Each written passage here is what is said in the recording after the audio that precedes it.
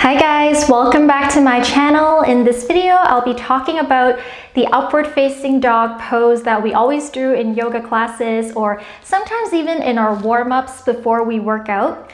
This pose is excellent for those of us who are always working at a desk or those of us who are looking for a relief in the low back. So stay with me for the next couple of minutes as I break down this pose so that we can do this pose more effectively and we'll get more out of this pose as well. Make sure you're subscribing to my channel and that you turn on your notifications, and I will really appreciate your support.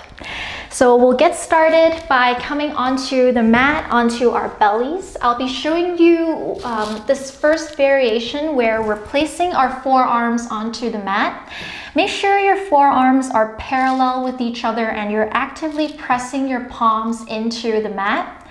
Make sure one key thing in all three variations that I will be covering today is to engage your core. So always engage your core in this pose or any variation of this pose. This is going to help us protect our low back from pinching. So back into this first variation of the pose, we're leaving the legs on the mat, the tops of the legs on the mat, the tops of the feet on the mat, and we're placing the forearms parallel with each other, pressing the palms in, lifting through the chest, and make sure you're engaging your core.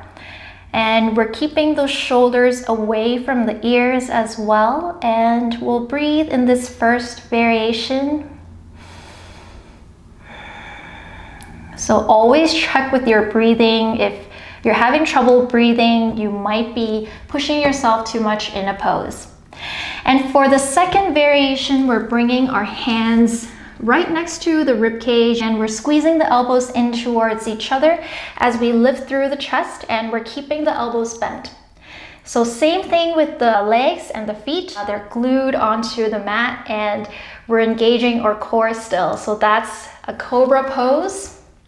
And for the third variation, same thing, we're placing the hands by the rib cage, but this time we're straightening through the elbows. We're turning those upper arms out and we're keeping the shoulders away from the ears as we engage the core and bring those thighs off the mat. And this one I would say is the most engaging out of the three variations.